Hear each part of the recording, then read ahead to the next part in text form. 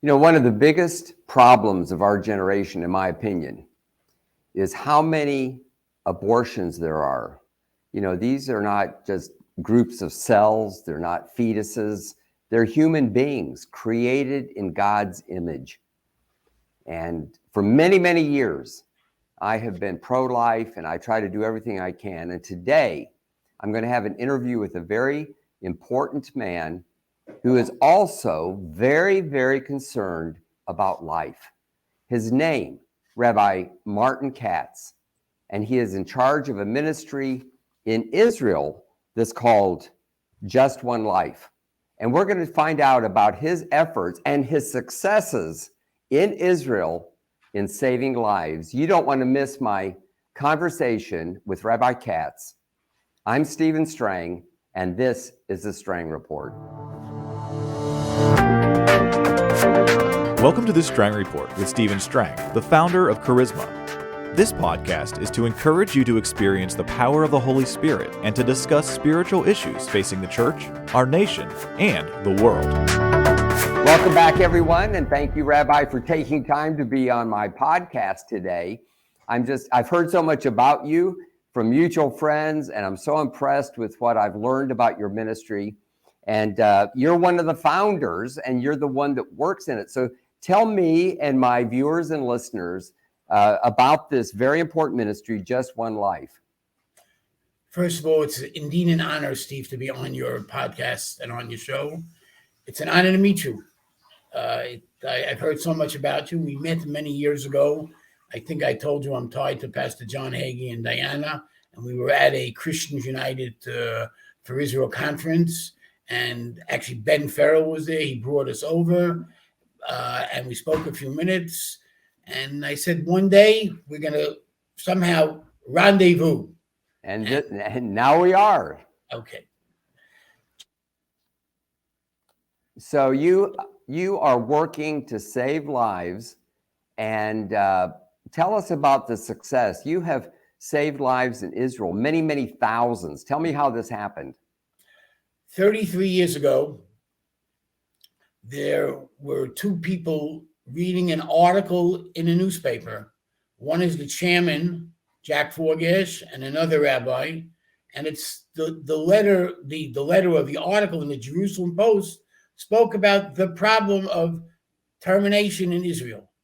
If there are 120,000 births, potentially 30,000 were terminated, which is like a quarter. And they decided to do something about it, not yell or scream. They decided to retain the services of a lady by the name of Madeleine Gittleman, well-known social worker with all sorts of degrees and talents, to do some research.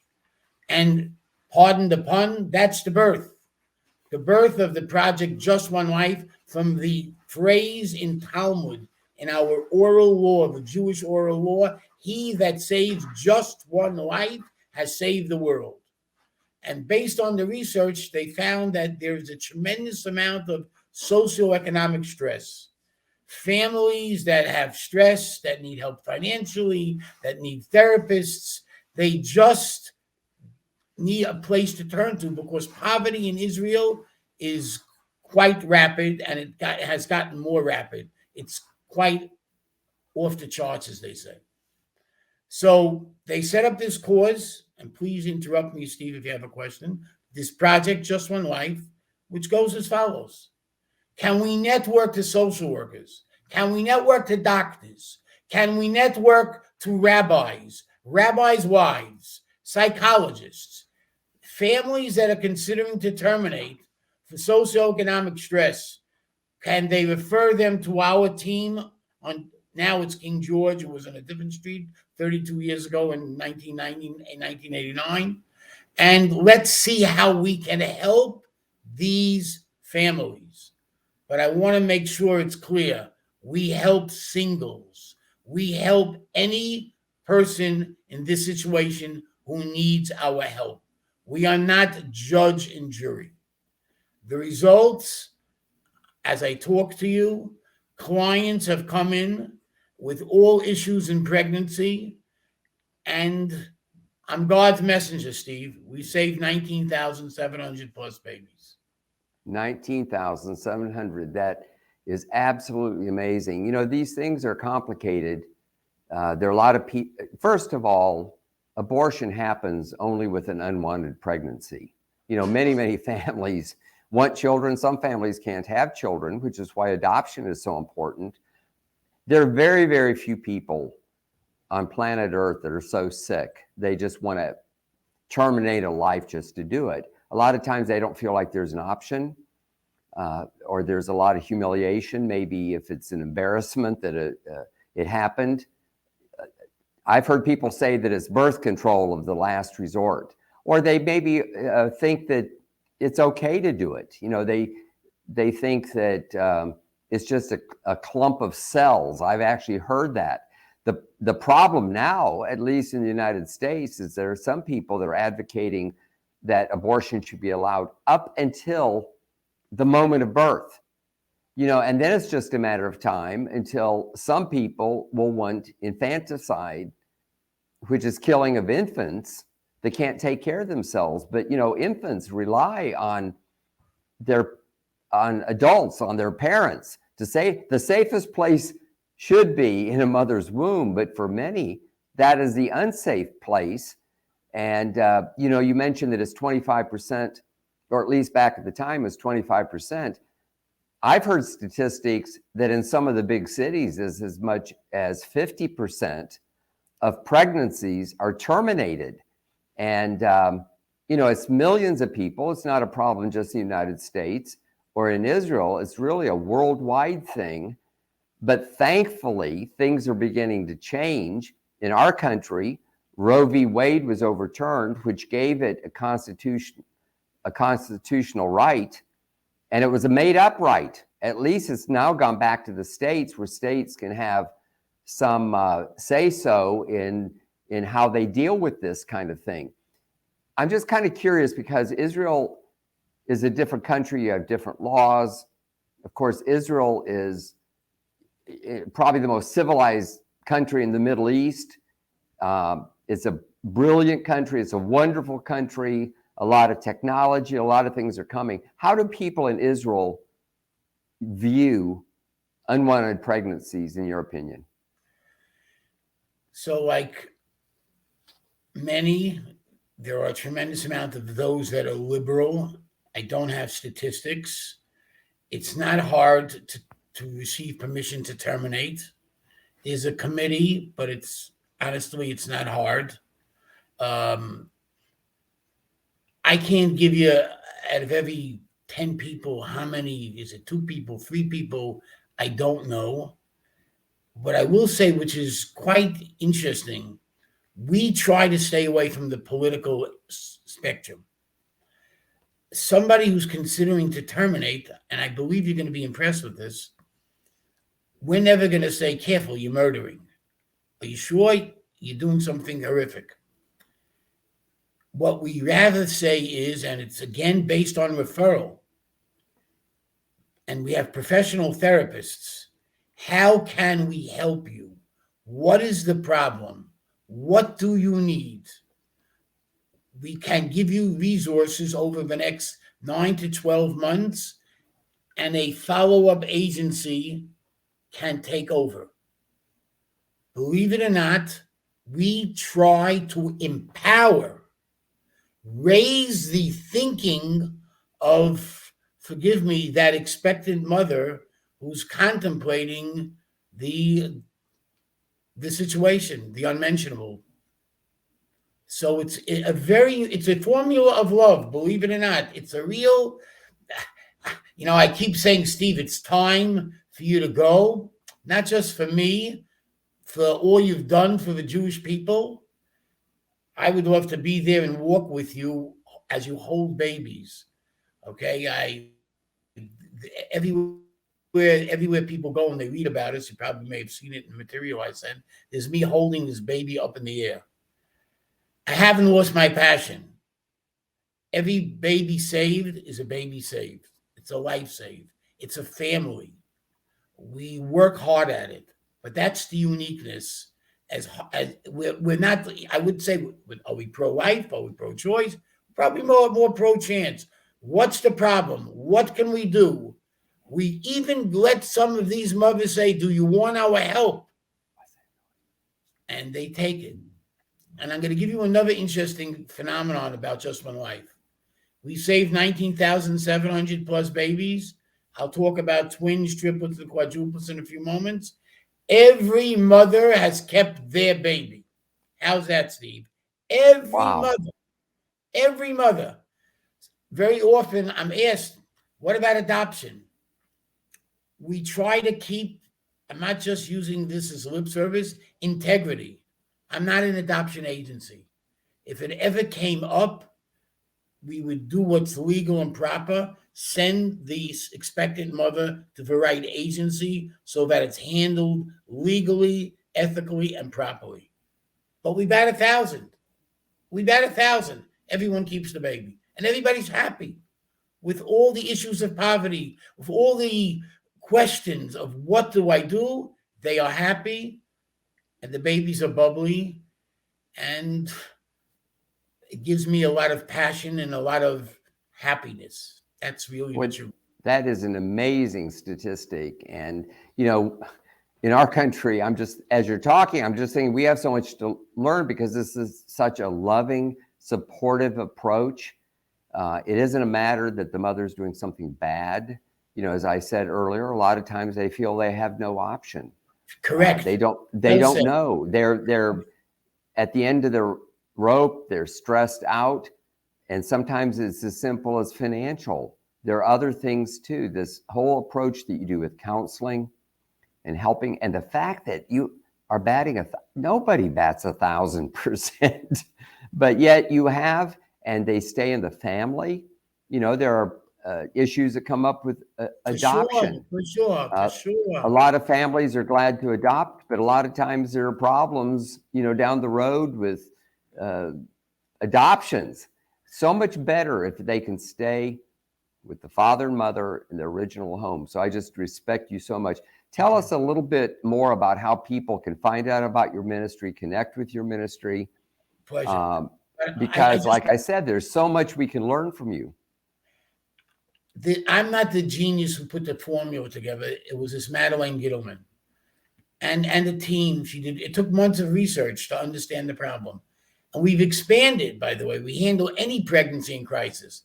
If God forbid somebody's thinking of has a miscarriage, if somebody's ambivalent, there's a dysfunctional family, any high risk pregnancy that is in Shaarei Tzedek Hospital is sent to my office on King George. When I walk in with my wife to Shaarei Tzedek, which we do often, I feel like, I don't want to sound like I'm so important. I can't even describe how I feel. They come running over, thank you, your office, etc. It just gives me a tremendous feeling at the end of the day. But let me tell you about, if you don't mind, and then I'll tell you how they can find out about us. Go ahead, please.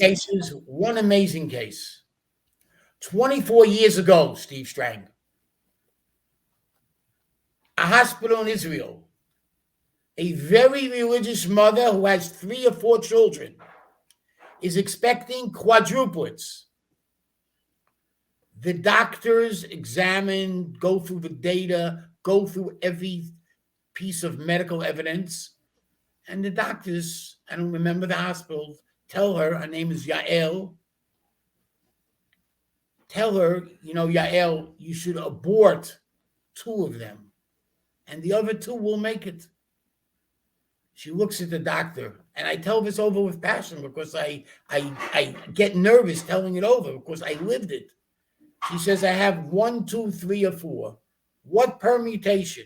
1 and 3, 2 and 1, 2 and 4. How do I decide? I learned something from this case. Katz and Strang, we don't run the world.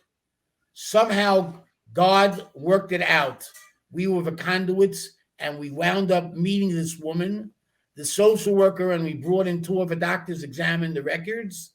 Mr. Stephen Strang, we couldn't see why she should abort. She gave birth to quadruplets. One of my children, my daughter, when she spent a year of study in Israel, used to take care and help her. The quadruplets, the bar mitzvah, yours truly got on an airplane a month before their bar mitzvah, and I came to give a bracha, a blessing. The word bracha, ladies and gentlemen, that's the Hebrew word for blessing. Mr. Stephen Strang, before I leave, will be getting a blessing from me because he deserves it for all he's done. Now, right before COVID, my wife Yafa, I hope you'll meet her, we came to Israel. Why? One of them was getting married. The wedding was a small wedding, outdoors. Everybody's wearing masks. I think I may have sent some pictures. A year later, a baby's born. A year later, the baby's born, number 2 gets married. A year later, number 2 has a baby. Number 3 gets married. The year number 3 gets married and number 2 has the baby, the Katzes, Yafa and Rabbi Marty Katz, take a trip. The woman, I sent it to Chris for a 45-second clip. She thanks me, but I'm only God's messenger. She literally thanks us for saving these 4 lives. It's an incredible story. And not only their lives, but the children as well. Correct. And that is a great story. And, we need to tell more of those stories to encourage people to get active in saving lives. I believe, as I know you do, that God is the creator of life. The whole concept of the value of life, going back to ancient times, came from the Jewish people, the Hebrew scriptures. We know that pagans had no value for human life. And sadly, it seems like there's paganism again in Western culture where they put no value on human life. Correct. And I just appreciate so much what you do. And I have some material here, and it shows that you have Just One Life USA. What are you doing here in the USA? In the USA, I raise money. Okay. In the USA, I meet people like Ben Farrell, John Hagee, Jewish people, Steve Strang. I let them know what I do. And every time we come up with if I'm allowed to say this, I hope it's okay. If not, please forgive me. Every time we come up with $1,800, $1,500, $2,000, we could save a life. It doesn't cost so much. It's a little different in Israel. And we don't give them the money right away. We work with them over time. Not so much me. That's really not my department or my expertise. We used to have an office on 48th Street and 5th Avenue, which we still maintain the address. I shared space, Steve, for the last 20 years with the Western Wall Heritage Foundation, which is the Wailing Wall. Everything that took place with the excavations and the archaeology from the Wailing Wall, my colleague was the director, raised money, and I used to hear all about the Wailing Wall, which I'm sure you visited. And God willing, when you go, you'll visit again. And yours truly will arrange a very special tour for you and your lovely wife and family. Well, I look forward to that. And I have been there. And I have been to the digs that were at the, south end of the Temple Mount. And the first time I went to Israel was 1979. And it was a very small tour. We actually went down to the Sinai, but he had a contact with an archaeologist who took us into places. This was long before now it's open to the public to some extent. And I, as a 20-something, I had no idea of the significance of what I was seeing. It was absolutely amazing. And, the history and everything that's happened in Jerusalem. In some ways, Jerusalem is the greatest city in the world, as far as I'm concerned. And to think that you're connected with that. So as we wrap up this short podcast, tell us your website, how people can get hold of you. We will also publish this and try to connect as many people as I can with Just One Life. If you go to the website, which is simple, www.just, Just, one spelled out, ONE, L-I-F-E, life.org. You'll have it all. The donate button. You'll see pictures. You'll see the famous picture, if I could hold it open. First of all, I don't know if it'll come on the screen. Here's a picture of triplets. You'll see that picture, but you'll see the identity of the rabbi. There I am holding the baby. That's my identity, Steve. Everywhere you go. I have that picture right here too. I have a printout of your website. Okay. It's so interesting. People really need to go there and see it. It's beautiful, beautiful. And by the way, this mother of two, her husband ran out on her, and we saved her. We saved these babies. She was expecting. We were there. You go to the website. My number is there. I believe my cell number is there. Call me. The email address is really simple. info@justonelife.org. My passion, my life, twins, triplets, quadruplets. I meet people like Steve Strang. We're very close with John Hagee and Diana. I'm there every year. Ben Farrell, a couple of pastors. I need more pastors. Well, those people I know, and over the years I've become very well connected with the pro-life movement over here, and thank God for what you're doing, saving lives. And you're absolutely right. Save one life and you save the world. That's a beautiful line from the Talmud, and thank you for reminding us of that. As we wrap up, I want to give you the last word and also the blessing that you mentioned. Listen, I give you a special blessing, Mr. Steve Strang. You should have the koach. The word koach means strength. The strength to continually do all you do for humanity. Not just for Just One Life, not just for the Holy Land, for what you do for humanity. Because I see in many ways, we realize we're not in charge. We are the messengers of the Holy One, of the Lord of God. That's my blessing. Strength to keep doing what you're doing. I close by saying, in the beginning it was difficult, but my children would say to you, Mr. Strang, if you know our Father, you would know he always says, if you listen to what people always say, you can't go anywhere. So sometimes you have to just be focused and do what you have to do. And I have a feeling the reason Charisma is around is because Steve Strang, you decided, this is what I'm doing. I'm going to produce the periodical that will reach millions. I look forward to meeting you, giving a blessing in person, hugging you, and having a kosher meal with you. God bless you. Well, thank you. I look forward to it too, and you're welcome to visit us anytime. And I'm just so glad we made this connection. So happy to find out about this very important ministry. And I hope that my listeners and viewers will share this with others and get involved. Each of us can do something.